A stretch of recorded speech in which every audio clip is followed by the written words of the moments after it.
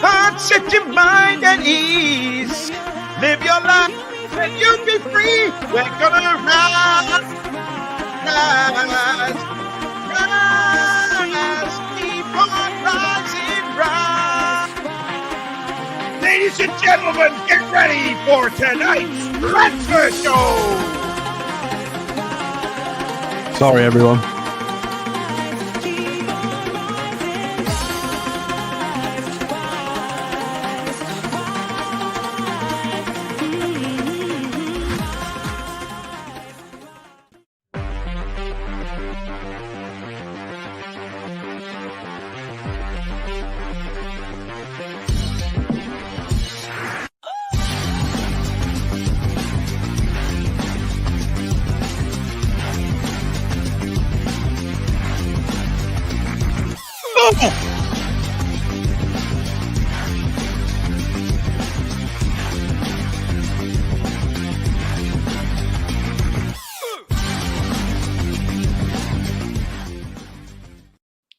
Good evening, everybody, and welcome to the Toon review for tonight's Transfer Show.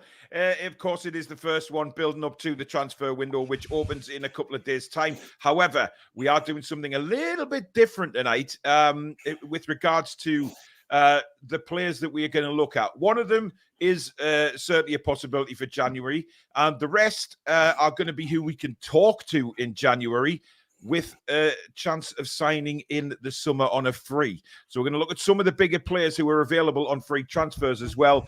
Just something different to take us away from all the crap that's going on at the minute, transfer window, etc. So it is a bit different. So we hope you enjoy it, and also obviously take part in the show in the comments. Let us know what you think of the players that we dish you up with tonight. We've got Johnny as a new member. So Johnny, welcome to Members Club. Thank you very much for signing up. As usual, if you do enjoy the show tonight, guys, do hit the thumbs up button. Still very, very important. We keep those likes coming in, so we're right up there in the search results on YouTube. Please do subscribe if you are new and you like what you're seeing tonight. Bottom right-hand corner, click the logo, click subscribe, and come and be part of this incredible community here on the Toon Review. You can become a member of the Toon Review like Johnny just has by hitting the join button underneath the three of us. And of course, you can donate to the channel if you do so wish by hitting that $sign at the bottom of the live comments. And that will also guarantee your comment to be read out. Right. Good evening, fellows. Good evening. Hello. Now, tonight is, as I say, a little bit something different. Obviously, on the earlier show today, we were talking about Kalvin Phillips and talking about Dominic Solanke. Certainly, thinking about it, Kalvin Phillips for me is a no-brainer. It's a brilliant signing for me. I'm not sure about Solanke, Billy. I certainly am. I think Dominic Solanke is the perfect third striker. He offers us something different from the other two. He's physical, quick. He's finally found his feet in the Premier League. He's a good finisher. I think it's a fantastic third signing. However, I do think he probably costs us too much. Yeah, it's always the case in January, Alex, isn't it? When a lot of clubs like to put up their the transfer fees, especially when Newcastle United come knocking. But interesting news coming from Italy, Alex. I don't know whether you've seen it about Inter Milan. They are in serious financial crisis and on the verge of going bankrupt. So they could be looking to get rid of a few players in January to try and sort that problem out. Barella. Yeah, exactly. Somebody, maybe not him, but I mean they're all struggling a little bit, aren't they? Juventus, Inter, specifically those two. We'll see what's available. We'll see if we go. We've not really been. It's a little bit frustrating because we've not really been the sort of team that's been picking up on opportunistic signings or free transfers. Villa have done that, and I'm a little bit jealous that we kind of haven't, and I don't really know why. Because we are very, very intent on getting the right profile of player, which is fair. It's fair enough, but yeah, absolutely. Sometimes it's difficult because you're like, but it's free. They're so good sometimes, but we'll see. I'm sure we'll pick up someone at some point. Yeah. Yogi, thank you very much for gifting the Toon Review membership. Thank you so much for that. Nort, you have been given the membership, so well done to Nort. He is now a member for a month, and hopefully will continue to be a member once that free month runs out. A lot of sort of things going on in the chat today and after the show earlier on today about, Dominic Solanke. Not many people are. It's not really exciting many people. I mean, Billy, you've been a Solanke fan for a while, but there is kind of a little bit of, I don't know, not sort of disappointment, but there's not really a lot of excitement there for him. So, look, Dominic Solanke may come in, but the money that we'd have to pay, and I don't think Bournemouth will be too keen to get rid of him. But again, Billy, a lot of people are aiming at this at Eddie House, he's getting his favourite players in and stuff like that, rather than concentrating maybe on the footballing side. Yeah, I can understand that to a degree. Of course, he signed him at Bournemouth, didn't he? Yes. But it's taken him a while to kind of get to Premier League level. He's finding his feet in his first season with Eddie Howe. His last season at Bournemouth. Went to Championship, scored goals. Last season, back to the Premier League. Again, found it difficult. This season, he's finally finding his feet and scoring goals. Is it a purple patch? Is it a fact he's now acclimatised to Premier League football? I don't know. But what he has got is physical attributes that are different to the ones we've got in the club at the minute. So, for me, he's an ideal, not a third choice striker, but one to be used in rotation. Yeah. And one you'd probably have to pay 40-odd million for at the least, though, which is kind of a problem, I guess, for someone. You could probably pay twice that for someone more than twice as good, I guess. But I'd be quite happy to see Solanke coming in. Interesting. I agree with Claire. I'd love to see Mitrovic back. Even if it's on loan till the end of the season, I really would. If Solanke had been doing it for a couple of seasons, then yeah, but he reminds me of Calvert-Lewin. I think he's a little bit different to Calvert-Lewin, given that Calvert-Lewin's very rarely on the pitch. But of course, Solanke's had his injuries over the past as well. Let's not forget about that. So, listen, it doesn't matter which Newcastle United players go for. Newcastle United go for, Alex. We are always going to be split on opinions of these players, aren't we? There's always going to be fans that say no. There's always going to be fans that say yes, and there's always going to be fans that are, sitting on the fence, not sure about them at all. I mean, personally, I think Solanke's an excellent player. Profiles well, 6'1", aggressive, strong. The data's good. He's good on the eye. He's peak age as a 26-year-old right now, and I don't think there's much of an issue with the injury record at the moment. 32 starts last year, 46 starts the year before, 38 starts the year before that. It's fine. He's playing all the time. He has done for the last 3 years. 12 goals from 10 XG. He's fine. He's absolutely fine. The thing is with strikers, I don't think it's a priority situation right now. And I think the way we're going to recruit is either going to be one of two ways. We're either going to bring in a superstar who's above Isak, or we'll bring in somebody younger who's going to be okay as being third choice. And I don't think Solanke fits either. Well, yeah, this I is don't the think decision that's where got to he be gets made, in. though. Yeah, for me, this is the decision that has to be made. Are we bringing in a striker just to be third choice? And if so, yes, I think what that's what strikers are going to be whether happy to bring in do someone that? amazing or third choice. Yeah, because the problem is bringing someone. It's we've got to juggle Callum. That's the thing. Well, I disagree in a little bit, Alex, when you say that it's not a main priority. I think it is. I think the whole spine is. I think a goalkeeper, number 6, and a striker are really. Would you not argue that right wing is more important at the moment? Well, yeah. I mean, look, I've been banging on about right wing all season. I think we all have. But I think what we need to look at here is where we can sign players permanently for certain positions, or who would suit better to be a loan player until the summer. If we could get a striker, let's say, from Saudi, who is willing to come in till the end of the season and do a job for us, then maybe that would wrap up the striker position. Reports are ramping up this afternoon on David De Gea coming in, that Newcastle United are going to reopen talks with him. So, things are progressing now, aren't they? They look like we are moving forward, especially Kalvin Phillips. That one looks nailed on now for the first couple of days of January, which for me, it's all, people were saying in this morning show about getting people in quickly.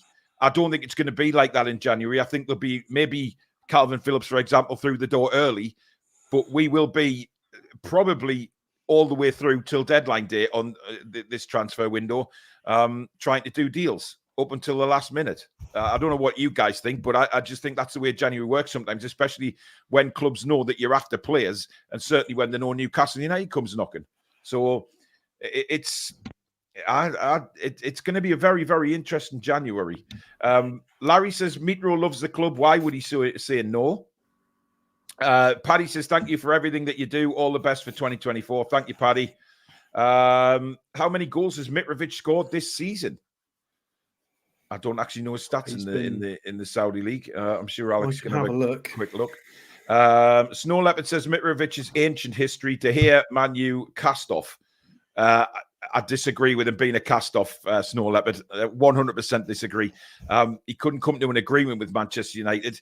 And I think Manchester United, looking back, will be gutted. They let him go and signed Onana, because it's been an Onana, Billy, and it's been quite a disaster for them. Mitrovic has got 16 goals in 16 appearances in Saudi and 5 goals in 6 appearances in the Asian Champions League as well. It's bonkers. So and 3 goals in 3 in the King's Cup. Basically, it's one off a goal a game in every competition he's playing in at the moment. But you know what people are going to say? Oh, it's the Saudi League. Yeah. I can hear them typing it already. There's definitely going to be a couple. Listen, he can only do what he can. He's on the pitch to score goals, and he's doing it. But look, let's not forget how good he was before he went to the Saudi League. He was banging in goals for Fulham left, right, and centre. So I think out of Solanke and Billy, if you were offered Solanke or Mitrovic, where would you head this time? Solanke. Really? How many crosses do we get in for Mitrovic's head in the net? Well, that's very true. Yeah, Solanke does a lot more off the ball and is 3 years younger. But personally, I wouldn't get it either. I'd go somewhere else. Well, off the choice of 2, I'd go somewhere else myself personally. But yeah, I mean, look, De Gea's wages that people are mentioning, and I think you have to look at De Gea and think, right, he's a free transfer. Therefore, we can offer him a bigger signing on fee to bring his wages down. And that's, I think, what Newcastle United would probably look at doing. Because when you get a free signing, it takes away the middleman all the time. And, you know, you're not having to pay you're not having to pay a transfer fee to the other club, etc. So I think offering them a bigger signing on fee and bonuses would bring the wage down. And that's what they'll work at. Ian says Isak is going to be number 1 with Wilson and the backup support. Isak is our striker for the next 5 years. I don't think he's a striker, though. That's the problem. Yeah. Very interesting. But let's start the show off tonight with we're going to start with one player that looks nailed on to be coming to Newcastle. We're going to have a look at him, and then we're going to look at people whose contracts are running out at the end of 2024, at the end of the 23-24 season, and who we can actually negotiate deals with in January. But we'll have a look at the first one, Alex. And I think we all know who this is going to be. There he is, Kalvin Phillips. Take it away, Alex. Yeah, so I wanted to keep this purely free transfers today, but just based on there's just ludicrous amounts of media hype and articles from everybody about him. So we kind of have to cover him slightly. I know there's a lot of people out there saying there are better alternatives. I agree. There's a lot better alternatives out there. However, obviously it's a rumoured loan. There has been some crazy loan prices quoted today. I've seen £7 or £8 million quoted as a loan fee, which is a little bit absurd, to be honest. That's what we've literally just paid for like Minter, but as a loan fee, that's bonkers. But he is contracted to Man City till 2028, so it is what it is. So he's currently 28 years old. He's not really played a lot this season, 200 minutes in those 2 competitions. Obviously, this doesn't include anything that he's done in sort of Carabao Cup and friendlies. If we scroll down and have a look at the important bits, the data. So as expected, a midfielder for Man City is doing a lot of the passing. He's moving the ball with his feet a lot and finding a lot of his teammates. So this is very expected, but still very good. You've got to be passing it well. Sample size, let's not get too excited. It is over 500 minutes. But I think it's Alex. Just interrupt you there because we were just mentioning taking a look at Mitrovic statistics. I think Ken's just been he's had a bit of a castore. Has anybody actually been watching how Mitro has been playing in Saudi in a league which is no better than League One? Should take a look. Then you might not shout as loud to bring him back. There you go, Ken. we've given you the stats on Mitrovic, and yeah, I'd have him back. I mean, you're putting words in our mouth there. I'd we prefer to go in other directions, but we're just if with it the is, idea. yeah, absolutely. Go on. Sorry, mate, continue. It's all right. So ball progression is still pretty solid, though. I'm quite impressed with the ball progression statistics here. It's above average in progressive passes and progressive carries. He's a good technical player. You know, if you remember, Southgate used to use him slightly further forward as well. When we did a funny Phillips and Declan Rice double pivot that's been abandoned.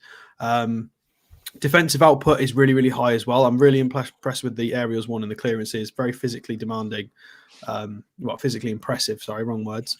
But again, small sample size, so we've got to give this a pinch of salt. The main thing I would say is a lot of people questioning whether he's going to be fit enough to play. I think that's a bit naive to say that based on the fact he's at Man City and he's training with Man City regularly. I think if he was out of shape, Pep would shame him and leave him out because he's done it before. Pep has literally left him out and said he's fat, he's not playing. So I think if there was any sort of, if that was an issue, I think we'd know about it because I think we'd know. Pep would talk about it. Is this the best option? No, but it's a quoted loan for somebody who's a competent midfielder. And if we go down, if we actually scroll down and have a look at who his comparison players are, you've got Zubimendi on here, who I think is absolutely outrageous, who we should go for personally. Tchouaméni, linchpin of Real Madrid's midfield at the moment. Vecino's a quality player as well. Played a lot in Italy. Bissouma's on this list. Krunic for Milan's on this list. So he's in good company with how he's profiling. And we all know where he's been. Leeds and Man City. We know that. But last 2 seasons, 2 starts with 12 appearances last year, 300 minutes total. So he's played in the Premier League 393 minutes across 2 seasons. It is pretty woeful, and I feel like he would be very, very useful for us on loan. But I think there will be, if we do get him, I do think there'll be teething problems. I think he's going to have to learn to fit the system. I think there's going to be the odd mistake. He's not going to be perfect straight away. It's not going to fit like a glove, and that might be an issue because I think there's a lot of fans won't give him a chance. If he makes a couple of mistakes or isn't perfect in the first 3 games, I think people will be absolutely on his back. But he's more than good enough for this midfield. I mean, when he's got a run of games, he's going to offer us a lot more than Sean Longstaff does in technical ability, and he's a good DM. He would offer us something different. It's not my first choice, guys. We're looking at him because we're linked.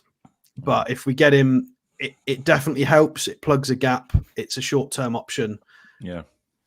That's the data. This is the guy. There we go. Think of that what you will. I personally think for the loan fee quoted at 7 million, it's ridiculous. And I feel like we might as well just look at a long-term option and go and purchase someone. But I depends on the finances. The loan fee is interesting, but if you remember back to last January, Man United were asking 12 million loan fee for Jesse Lingard, and look how that's gone for Lingard. I think. It looks from what the media reports are coming in that, talks are very advanced now with Kalvin Phillips. The Juventus thing is not going to happen, apparently, and he's very, very keen on joining Newcastle, where I think he probably would get a lot of first-team football simply because he's that number 6 that we don't have a proper 6. And I think that would promote Bruno to move further forward for his creativity. And somebody mentioned this morning about Kalvin Phillips, and his skill levels and things like that. I'm not too bothered about that because Billy, if you remember back to the days of David Batty, playing in the 6th position, he just used to win the ball and give it simple. And that's all his job was. And he did it very, very well. And Kalvin Phillips can be that kind of player, just win the ball back, good hard tackler, and then give it to the more advanced players further forward to create opportunities. Yeah, I'm a fan of Kalvin Phillips. The one thing that worries me is the fact that he doesn't get selected for Man City, and if Rodri is suspended or injured, he still doesn't get selected, which means he's third choice, number 6, if you like. But he's very good when he plays for England. He does a really good job for England, very solid. He's a little bit different to David Batty, and he gets forward a little bit more. Not as tough in the tackle as David Batty was, but an all-round good player. And yeah, one that will certainly be good for us for 6 months until Tonali's ready to come back into the fold. I think that's all it is. It's a stopgap. and people thinking we're going to sign him permanently. I don't think that's going to happen. Yeah, I mean, and as to the Jesse Lingard one, that was all the more ridiculous. The fact that he was out of contract at the end of that season. Yeah. I mean, they wanted £12 million to loan him. When at the end of that season, he was going to be nothing. Yeah, that was just Manchester United being an absolute arseholes about the whole thing. Yeah, a lot of people are mentioning that, to be honest, about people coming in ready to go and not do what Eddie's done in the past with new signings, is keep them on the bench 5-6 weeks and slowly integrate them. We need people that are ready to go in the situation that we are in. That's why I think January is a massive month in the transfer market for Newcastle United. I mean, a lot of people mentioned Ivan Toney. I don't think that's going to happen. Tammy Abraham, he's out there, but he's perfectly happy in Italy at the minute. I think he's found a new sort of lease of life in Italy, and I don't think Tammy Abraham would actually come back. But there is players out there. Let's be honest. There is more than Kalvin, Phillips, and the likes of Mitrovic, who we will be looking at. But Newcastle will have been looking for a long time now. Not just they won't have just started looking at players. They'll have done the due diligence, hopefully, for the last few months. Let's just hope we don't end up with a Tonali situation. Steve, welcome to Members Club. Thank you for signing up to the Toon Review membership. Welcome to the family, my friend. David Noble, who's been a member for 2 months, says, best thing I've done in a while was joining the Toon Review. Thank you so much. And Geordie Ladd, who's been a member for 3 months now, says January is going to be a very important month, in my opinion. We at least need 3 to 5 new faces and possibly 1 or 2 loans. I mean, you're talking there, 6 or 7 players? I don't think we'll be bringing that many in. That's a lot to ask for. Lawrence says a loan for Phillips would be good. Got him until Tonali is available again, and no pressure to pay his full wages if we decide not to keep him once the season ends. Toon Gamer says Man City play possession football and don't play high intensity like us. It's gone really quiet on Ruben Neves, says Nathan. Is this the calm before the storm of trying to get him? Surely still be many interested clubs in him, including us. John Bruce says people should realize that Mitro is a completely different player now. That's what I've tried to say. He's matured an awful lot. Ken says, I know Mitro scored goals, Paul, but even me at 65 and disabled would score goals against those defenders. Well, fair enough, but he can only do what he's against. You know what I mean? I thought he was brilliant for Fulham before he left for the Saudi League. So I still think he's got something to offer. But I can understand people, against it as well for different reasons. I mean, people have to understand it's halfway through the Saudi League season. Yeah. They're not going to be willing to get rid of the players halfway through the season. Yep, it's going to be difficult negotiations whichever way we turn. But now we're going to look at something different. We're going to look at some of the players that are going to be available as free transfers at the end of the season who haven't signed new contracts with their clubs and are able to negotiate transfer deals in January to sign in the summer. So there's, I don't know who Alex has got here. So I'm intrigued to find out who's on the list tonight. So here we go. The first player is... Who is it?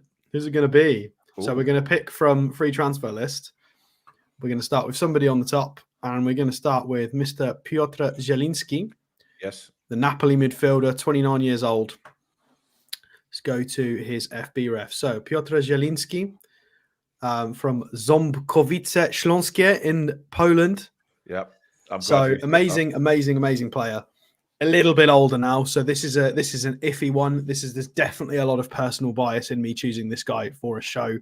However, not the phenomenal you've got a Polish wife and you've lived quite a long time out there. Well, no. However,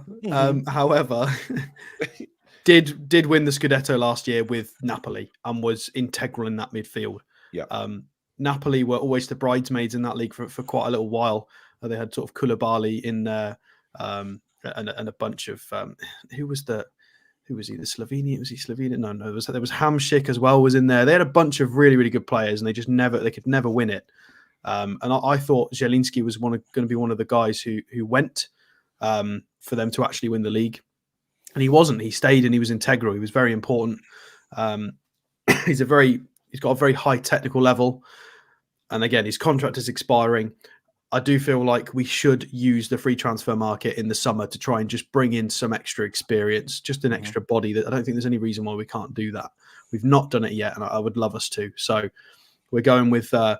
Zielinski here. So far this season, 1,200 minutes with 2 goals, 2 assists, with 500 minutes nearly in the Champions League. So a lot of experience in his legs. So if we scroll down and have a look, he is a very tidy footballer.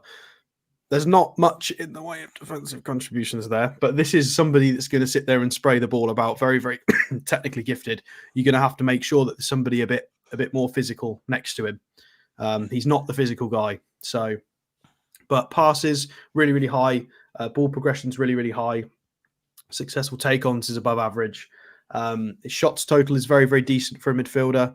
79th percentile. Shot creating actions for teammates. There's his technical abilities, his passing range, his passing quality. Again, he's played as a 10. He's played as a double pivot. He's played in a 3-man midfield. He plays where he's told, and he's very, very good at it. He's been a very high technical level player for a very, very long time.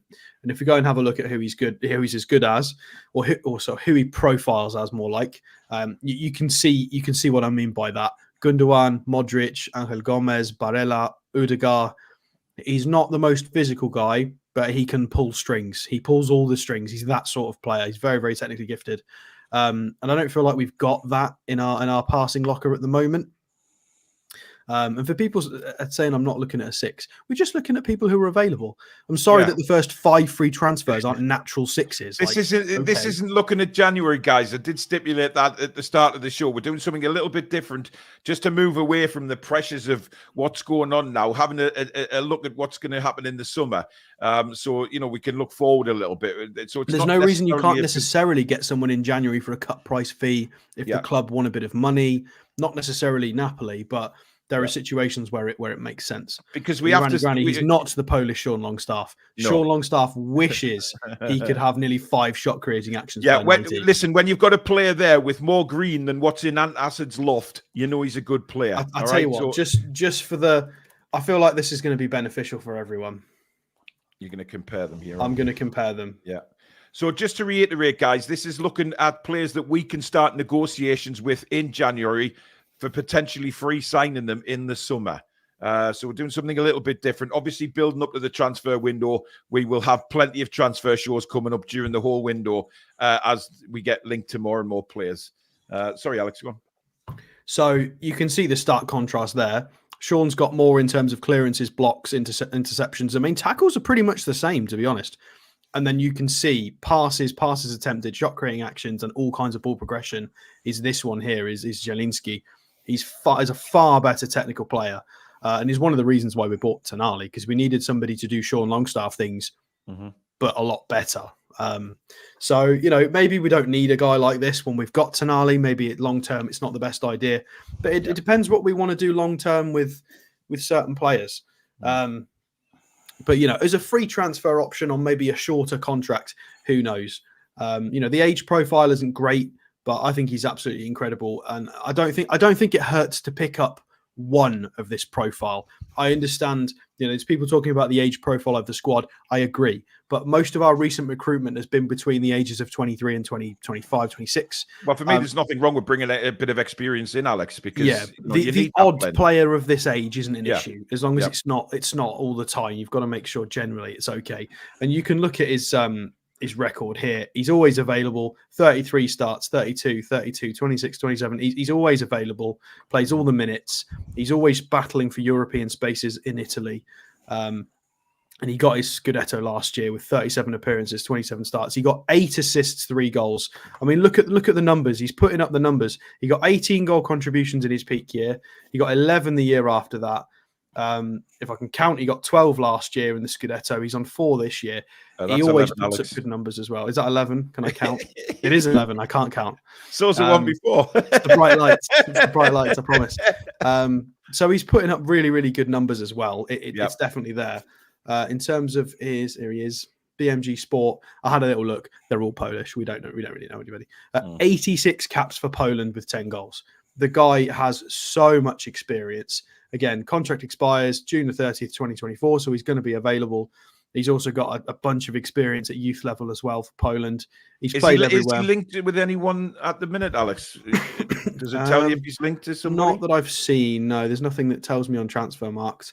I mean, he might sign a new contract with Napoli. We don't know, or he might be one of these. A lot of players in Serie A always tend to sidestep to other clubs in Italy. I don't know why, but it seems to be quite a theme. This is the agency he's with. He is the highest rated player on the agency. You've got Kapustka. I think this is the guy who was at Leicester a few years ago, who was highly rated, who just never worked out. He's back at Warsaw now. You've got Copenhagen. I've got a goalkeeper. There's not really anybody. Most of them play in Poland. You've got Kaminski, who's pretty good, who's at Wolfsburg. Right. So recent games, Napoli have been really, really struggling as well. Really struggling. They've got a bit of a hangover from last year. They've lost a couple of players. Most recently, their game against Roma, when Mourinho got in everyone's face because he was doing Mourinho things. They got Osimhen and Politano sent off. It was a bit of a funny game, and they did lose. I saw the Osimhen sending off, and I thought it was ridiculous, to be honest. I think he got two yellow cards, but I thought the second yellow card was, crazy. But you get that in Serie A sometimes, don't you? But he still put up a 7, a good rating. He's been doing all right, but Napoli have been really, really struggling. I mean, if we try and find a game, they lost to Inter, they lost to Juventus 1-0 as well. They've just beat Braga, so that was in the Champions League. Let's have a look at that game. How did he do in that game? 6.6. What did he actually drop? So he's everywhere. He's involved in set pieces as well, which is good for us.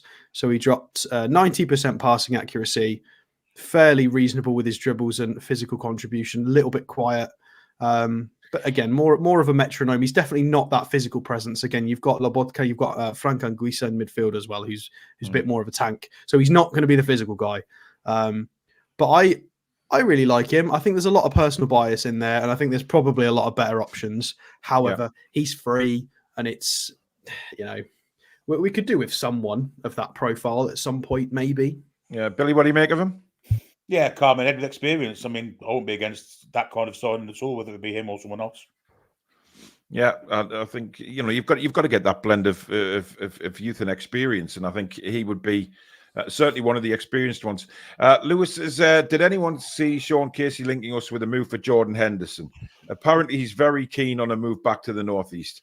Please, God, look, I don't know how many times we have to say it. If you want to listen to him, and fine. If you want to believe what comes out of his gob, then fine. I just think you're just wasting your time. He's just a clickbait merchant for me. Some of them may come off, but listen, we stand by what we say on this channel. We're not in the know. We are waiting to see what the club tell us, and what the club tell us, we will then tell you guys. So, we talk about it once the club has announced it. This is just talking about players that are out there and seeing what they could bring to the club. We will never say or link anybody ourselves to Newcastle United. We are just talking about what's in the media. We're just having a look tonight, for example, at free transfers and see whose contracts are running out and what they could offer to Newcastle. Simple as that. Andy says Zielinski will be 30 in May. The club is looking to reduce the age profile of the squad. Julie J says definite upgrade on Sean Longstaff. Bring him in on a free, then sell Longstaff, profit and upgrade on Longstaff. The rest of our midfielders are pretty young. Tonali, Anderson, Miley, Bruno's sort of peak age now. Joe Linton's 27. The age profile's not. We could tolerate a 30-year-old in the midfield. It wouldn't be terrible, but maybe just one though. You can't have loads in the squad. Yeah. Ryan says our current squad average age is 26.9. You think we should lower it, increase it, or maintain it, Alex? Well, yeah, but the next, if we sign somebody of that profile, we'd need to sign a couple to offset that. And I think we will do that. I think if we bring in a centre half, we might bring in like a young right-sided centre half as a Fabian Schär heir, for example. He might be between 21, 23 years old. We can still do that. It's not a problem. Foxy says that Inter are heavily linked to Zielinski. They were. However, that Inter may have to look at out the door rather than in the door, given the reports that are coming out of Italy at the minute regarding their financial state. David says apparently Liverpool is strongly linked with Zielinski. Klopp has been trying to sign him for years, according to some reports. Hope he doesn't end up there. Stephen's asking if we have any right wingers on the free transfer list. That's a good Ian question. says, don't sell any of our good players. Look at Spuds when they sold Bale, Bruno, Big Joe, Botman, all keep. I mean, Mbappe's on the list, but he's more of a left winger. Yeah, well, that's not going to happen, is it? I mean, it just won't. Claire said, would sell Miggy and Longstaff, keep Big Joe and Bruno. They are the true workhorses on the team. Oh, careful, Claire. You'll get the Miggy fan club coming after you. Saying, well, he runs around. Sorry, the only natural right winger I can see on the first 2 pages is Nicola Pepe, who left Arsenal. That's the only one I can see. So, I mean, Billy, would you be up for Pepe? Absolutely not. Absolutely not. Fair enough. Right, who's the next one, Alex? I'll let you pick a player first before I bring the screen up. Yeah, I'm ready. Okay. We've got to guess who it is next. I mean, I feel like it's kind of obvious because it's not going to be Mbappe. We've done Zielinski, Thomas Souček. Although Thomas Souček in my head is like 50 years old and he's not. He's 28. He just seems so much older in my head. We're going for this man, Mr. Rabiot. We've done him on about 5 other transfer shows. But again, you know what's coming here, Alex. He's 28. He's over the hill. He's done. I mean, is he? His mum's going to come up soon. I can tell you that for nothing. Oh, she's been in the news a lot again the last 6 months. She has, yeah, absolutely. For anybody who doesn't know, the ongoing joke is his mother is his agent, and he's quite famous among the agents and clubs in Europe because she storms into offices demanding ridiculous things in his contract, and it's quite funny. Anyway, Mr. Rabiot, so very, very good ball carrier. He was meant to be just absolutely top of his class, world class. One of the best midfielders in the world, and I don't think he's ever quite hit that. He's always been very good, but never above very good, which was what the expectation was because he was a freak when he was younger. He was so good. Still would be outrageous on a free transfer though. So 1,300 minutes this year with 5 goal contributions, which is a very smart return from midfield.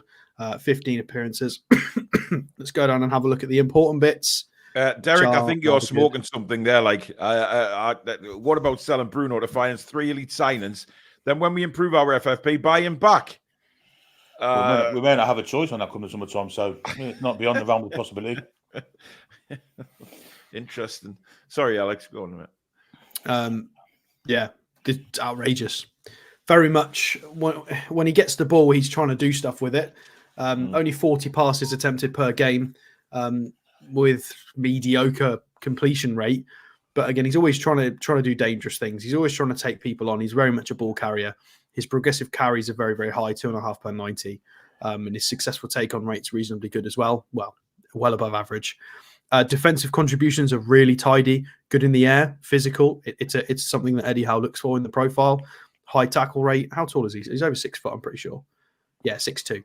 6'2" and left-footed gives us something different. We don't have many left-footers in the squad at the moment.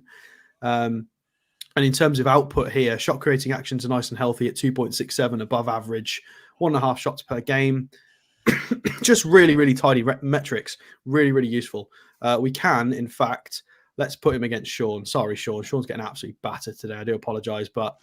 but we have to do this, Alex, because we're comparing to what we've got now, and we've always said about bringing players into the club that we have to bring players who are better than what we already have. Yeah. So, I mean, you can see there.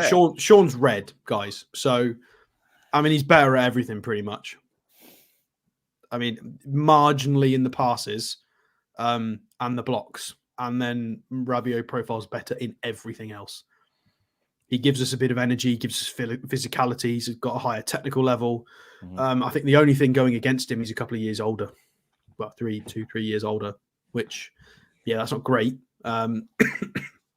So people talking about money. He's not on that much.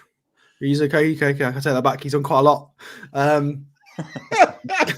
Somebody said 200, and I was like, it's not that much. But okay, I was right, kind of, but it's close. Yeah, but you're talking about what he's on now. But I'm sure that he will understand that because he's older when he goes to a new club, he's not going to get the same wages for an older player. Whatever his mother thinks, it's going to be what his age demands now, and he can't demand that kind of money when he's, but the fact that he's free would get him a good signing on fee, which again can balance out the wages. Yeah, I mean, it's Mummy Rabiot that scares me. I'm not. I don't know. She was asking for ludicrous. She wanted, like the last time he was going on a free, she was asking for like 10 or 12 million euro signing on fees, which is a lot. That's a lot for a signing on fee. With sort of add-ons, bonuses, and then the salary. The initial outlay pretty much had a transfer fee for a free signing on. It was outrageous. But yeah, it's just a shame about who he is and who his mother is, because he's really good.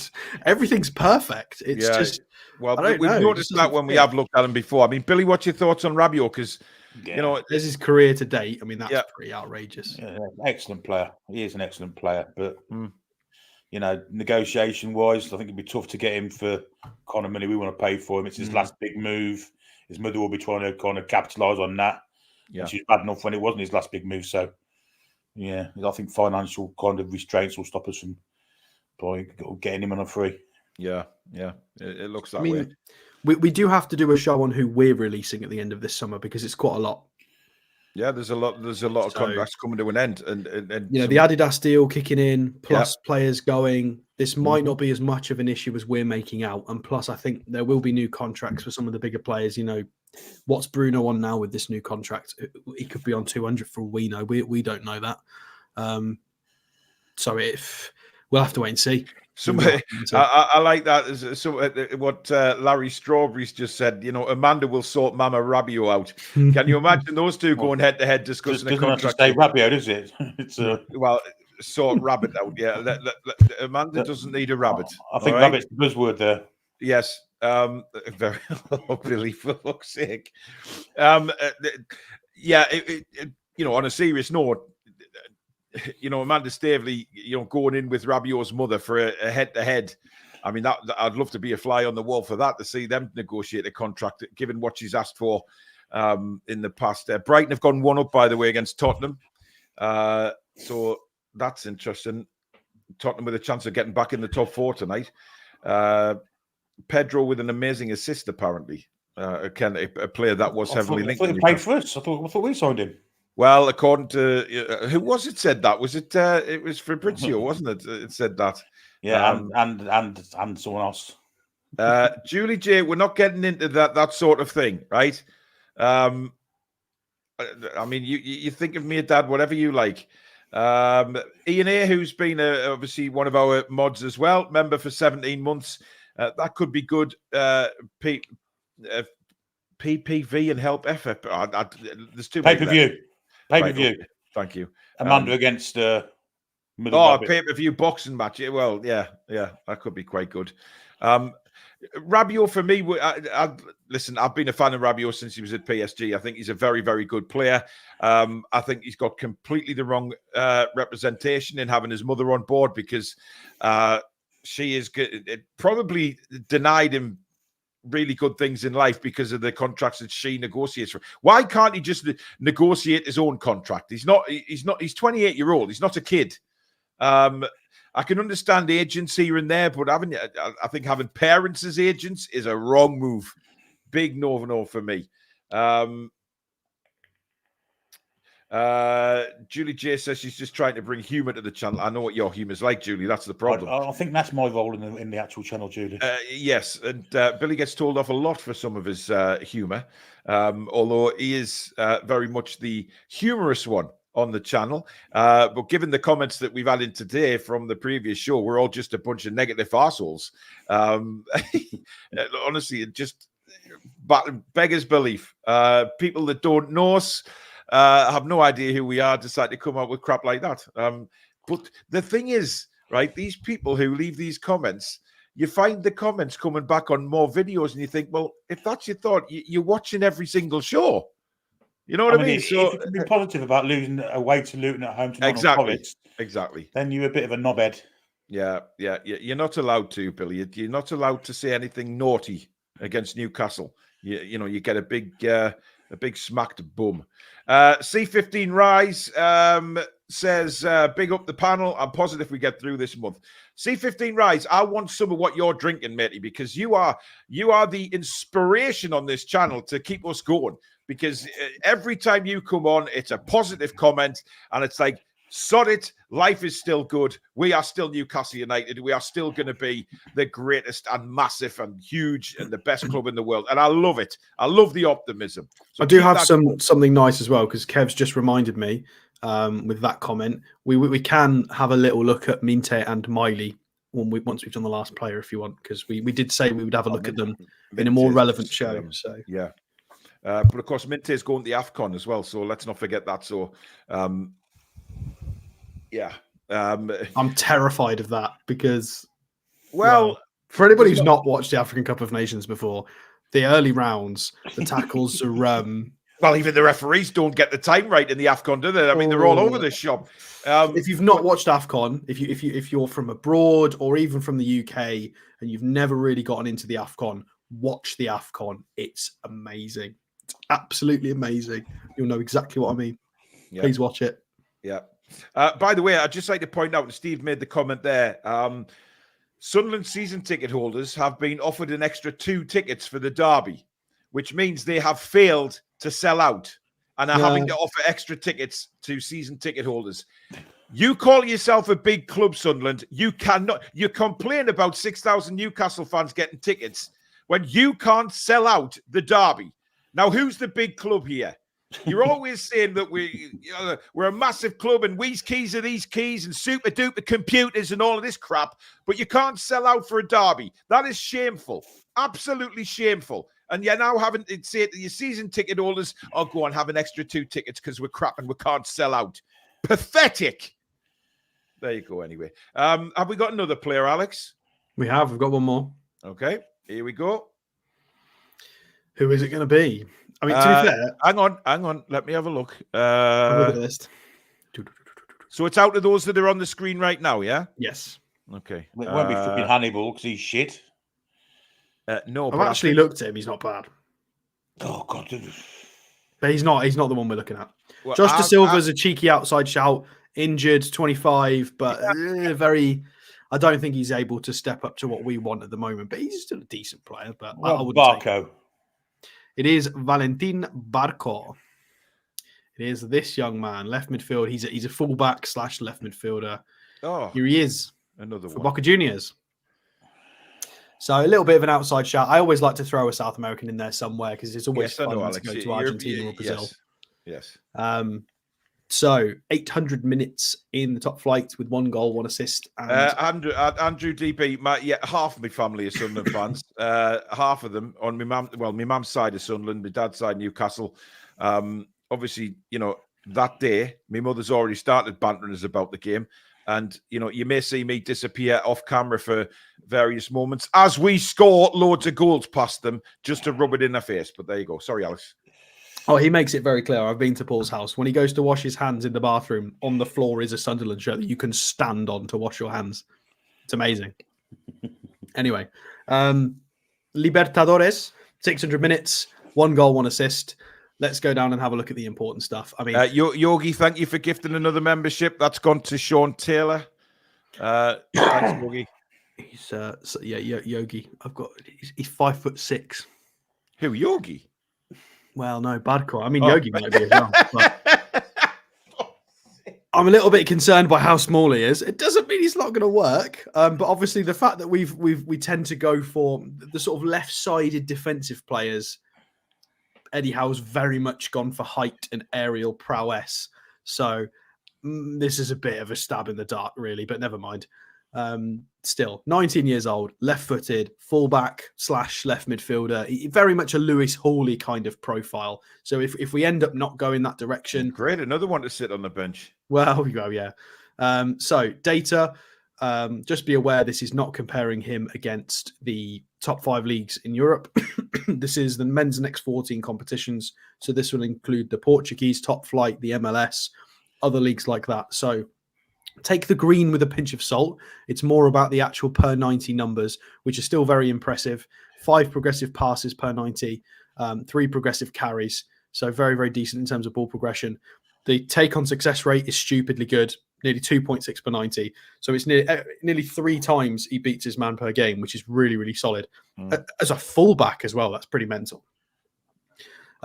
Shot creating actions is ludicrously high. I think what does inflate this data slightly is he's been playing in midfield a lot, and this is basically profiling him as a fullback, which I think is a little bit cheating. We could do with him having a left midfield bar here, but we'll get to that point. We'll see. We won't really know too many people from here. Although why that's brilliant. My father used to wipe his chuff on the Sunderland part of the Evening Chronicle when out of bog roll. Brilliant. Brilliant. Yogi, thanks for your super chat. I am 6 feet and 250 pounds, not 5'4", lol. There you go.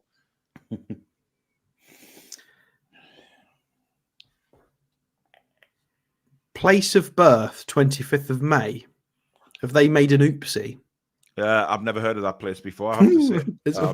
What? But his birthday's on the 23rd of July. Is there a place in Argentina called the 25th of May? Is that a place? That could be their Independence Day or something, and there's a town named after it. Possible. That's amazing. I want to go there. So 2 caps and 1 goal for Argentina under 23s.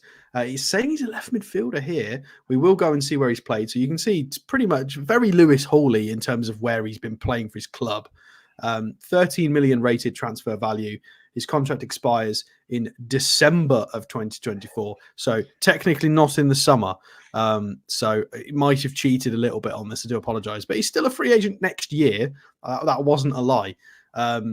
Susan, I want to take you to task on that comment. Nothing wrong with 5'4", Yogi. Bless her, Susan is only 4'9". So, you know, I mean, there's obviously definitely nothing wrong with 5'4". But listen, you don't have to be tall to be wonderful. There you go. So decent appearances for other youth, for the national youth levels as well. We'll go and have a look at the SOFA score. I feel like this is more important with this player to go and see how he's playing because we don't get as much information from the other sites. So we already know this bit. 19 years old, left-footed. Let's go down and have a look at some games. So played in the most recent game against Ecuador with Thiago Almada, who is also a very, very highly rated young player. So he's in a good group there. Recent game against Godoy Cruz, whoever they are, in the Copa de la Liga Profesional. Let's go and have a look at how he lined up. So as you can see, playing a funny 4-3-3, and he's the left-sided midfielder. So that is why his data's being quite inflated. So he's kind of cheating a little bit, but he's still putting up some really good numbers irrespective of that. That's a hell of a formation, isn't it? 4-3-1-2. Mate, Argentina, they play Christmas trees, they play inverted Christmas trees, they play some outrageous stuff. It's mental. Brazil as well. So he looks like he's been involved in set pieces, swap sides, throughout the game. Lots of touches of the ball, some crosses, 3 accurate crosses, a couple of long balls, 3 successful dribbles, nice and physical. Again, 5 out of 6. That's not bad. That is not bad at all. I mean, who's he up against? He's got some players he's up against. So I'm fairly impressed with how he's actually performing in these games. We've got him against Estudiantes, which is not an easy game. I mean, they did lose it. So his fullback got sent off and got a 3. So he had a very hard game. This is probably why he was rated so highly, because he's probably had to pick up the slack.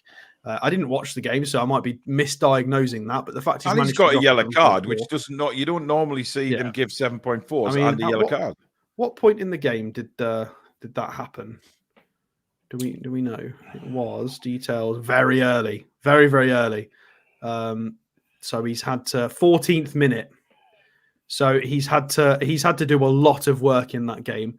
5 accurate crosses, 5. Yeah, I mean he's just everywhere. 4 key passes, good physicals to reasonable physicals, 3 successful dribbles. I mean, interesting player, very, very interesting player. I mean, I think I've seen him play a couple of times. I don't remember him because when I've watched Boca Juniors, I wasn't watching it for him.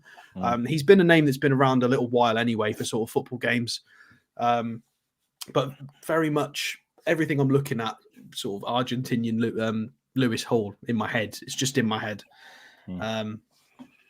Interesting option. By the way, Brighton are now 2-0 up, which puts us down to 9th in the Premier League. Billy, what do you make of him? Any sizzle when you look at his stats? Yeah, obviously he's got Chelsea written all over him for me. Yeah. I mean that is the thing, isn't it? I mean, other teams will also be looking, but I wonder if we do get this again in the transfer window when we see loads of teams. Newcastle mentioned with certain players, and then suddenly the usual suspects come in, and Man United are looking at him, Liverpool are looking at him. Chelsea's going to be interesting for me in the transfer window because, do they go all out to spend an absolute fortune again, or do they take the foot off the gas and actually try and do something with the squad they've got? I've seen them linked to some very expensive players for January. Whether that happens or not, I guess we all obviously just have to wait and see. But I think he'd be a good signing. I like him. Again, South American, but he'd come into a situation with, Joe Linton, Bruno, etc. So I don't think it would be a difficult move for him to make. And certainly to play in the Premier League. I think in South America, La Liga is probably where a lot of South Americans want to go. Or want to finish eventually, because obviously the likes of Real Madrid and Barcelona, they're the ones. But the more we climb this ladder and keep on this journey that we're on, then maybe we can persuade these youngsters to come to Newcastle and do the business for us instead of going all the way to La Liga. But time will tell, of course. Let's have a look. Eddie Howe said he needed one striker and one goalkeeper, so may consider Santiago Jimenez. Would things have been Santiago? Would things have been different if we'd got Maddison a while back? I think things would have been very different, yes, but unfortunately, it's all hypothetical, that, because, of course, as we know, he's gone to Tottenham, but he's out injured at the minute. So John says, would love Argentinian players signed for Newcastle. Boca Juniors, yes, please. Just see them in black and white. Foxy says Barco could be an option for City as well if they move on Gomez. Yeah. He's that level of player. He's going to go somewhere reasonably decent. Loads of potential, high level of technical ability. He'll go somewhere big like that. Yeah, absolutely. Were you going to do something before the end of the show, Alex? Yeah, we can have a look at Minte and Miley if you want, because now we've got data for both. Okay. It's been a long time coming, so you're going to enjoy Jan Kuba Minte's data. It's absurd. Well, I would expect we will. So 566 minutes in the Eredivisie for Feyenoord. He's actually underperforming a lot in terms of what he's producing XG-wise. 4.2 XG with only the 3 goals, 1.2 XG with the 2 assists. So he's actually been quite short-changed, and he's still managed 5 goal contributions in 12 appearances, which I think is an extremely healthy return. It's very, very impressive. Champions League, he's got a goal as well. Champions League goal, brilliant. It's amazing for his age, absolutely incredible. I'm not having that. I'm just not having that at all.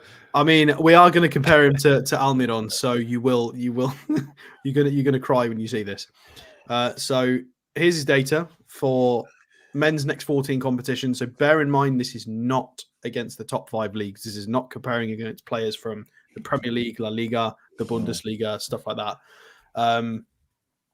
However, it's still outrageous. Nearly 5 successful take-ons a game. If he runs at you, he's getting past you. You ain't going to stop him. He's a physical monster. He's explosive.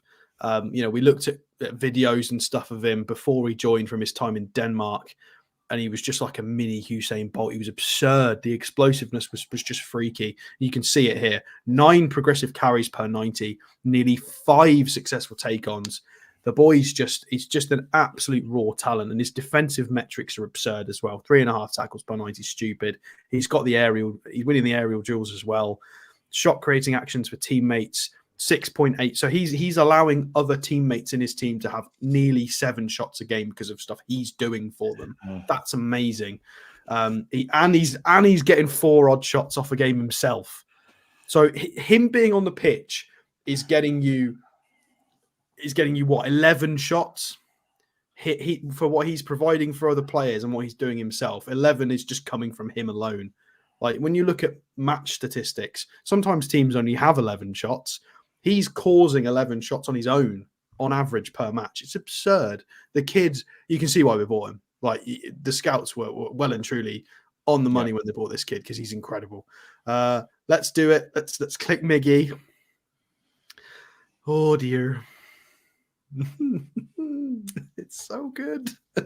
Yeah, okay. there you go. It is unlimited data. He is playing in a slightly easier league. You've got, I would say considerably easier league. I think the Premier League is very, very competitive this year. Yeah, I mean, do I need to say anything? You guys can all see it. I don't need to explain that. Miggy's better at passing and intercepting. I mean, that's it. He's really good. He's really, really good. Yeah, Put it that way. If you get a chance, I know some people don't like stats. Go watch some of the highlights for Feyenoord. If you want to see him play, go watch some Feyenoord highlights. He's just incredible. He's a breath of fresh air. He's so raw in how he plays football. Anyway, star boy, golden boy, here he is. Lewis Miley, 1 goal, 1 assist in the Premier League with an assist in the Champions League at only 17 years old. I nearly said 7 then. That's not that young. Christ almighty. So 800 minutes total. We'll scroll down and we'll give you the data. It might not blow your socks off as much as you're expecting, but for his age, it's still very, very competent. So it's a well above average for pass completion rate. Considering he's a child in that midfield, I think he can hold his head very, very high. He's reasonably good statistics for any midfielder, never mind a 17-year-old. And there's a lot of what he does on the pitch which can't be shown in data. We can obviously go and look at a complete scout report and we can get really detailed, but we don't have the time to do that on shows specifically. So still 1.5 shots per game is really, really impressive. It's well above average. His assists per 90 is well above average for the amount of minutes that he's played. He's there or thereabouts where he should be, middle of the pack for shot creating actions. Passes are really, really tidy. He's getting a high amount of touches in the attacking penalty area and is receiving passes high up. And that's quite evident in the way he plays because we know he receives the ball high up. He joins in the attack in the right wing. He tries to nip it sort of across the 18-yard box. He's very good at doing that. Clearances and blocks, he's mucking in where it's necessary with defensive contributions as well. Who's he profiling like? Oh, that's interesting. Marcos Llorente in Madrid. You've got Sean Longstaff and Joe Willock. Well, I mean, they all train together and they train to play a certain system. So it's no surprise that they kind of start profiling similarly. You've actually got Rabiot on this list as well, which is quite interesting. Kamada, who we were linked with him couple of years ago. We did him on a show. Saul, obviously, who went to Chelsea for a bit and played as a wing back. Don't know why. Sabitzer, who was we've seen him twice this year. We saw him play for Dortmund against us. He's a quality player. Yeah, really, really impressive data from those two. Very, very bright futures for both of them. Yeah, very, very interesting. C15, I hope you weren't talking about Miggy when you said he can grow into a world beater.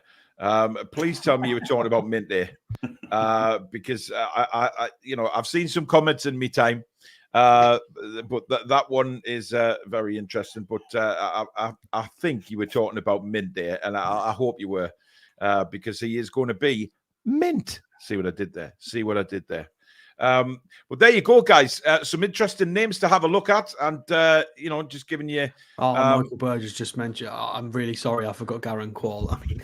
Look, things aren't. I feel so bad. Actually, that's terrible of me. Yeah, but Kowal won't be profiled anywhere near what those two are. He hasn't had a great season. We'll look at him in another show. Yeah, we'll get to him. I promise. Absolutely. But thank you very much for watching, guys. Thank you for your super chats and new memberships. Thank you very much to the mods and to Billy and Alex. And thank you to you guys so much for tuning in again. Well over 750 tonight, which is fantastic for a Thursday evening. Me and Billy will be back tomorrow night at 7 o'clock with Face the Lads, with our usual Friday night crew. So get yourself on. Come and have a chat with us live on the show for a few minutes. Let us know how you're feeling about Newcastle United at the minute. Get on and be honest and have your say. Do you agree with what we're saying? Do you have your own thoughts on Newcastle United and where you see us going over the next few games into January? it's going to be a very, very interesting show, I think, face the lads tomorrow night. So join us at 7 for that. I'll be back at 11 in the morning with the Newcastle United latest news. So if you're available, join me for that. Thank you very much for watching. Don't forget to hit the... the thumbs up button. And also, please do subscribe if you're new. Join this incredible community. But have a great rest of your Thursday night, folks, and we'll see you all again tomorrow. In the meantime, good night. Away the lads and lasses. Come back and check out some green.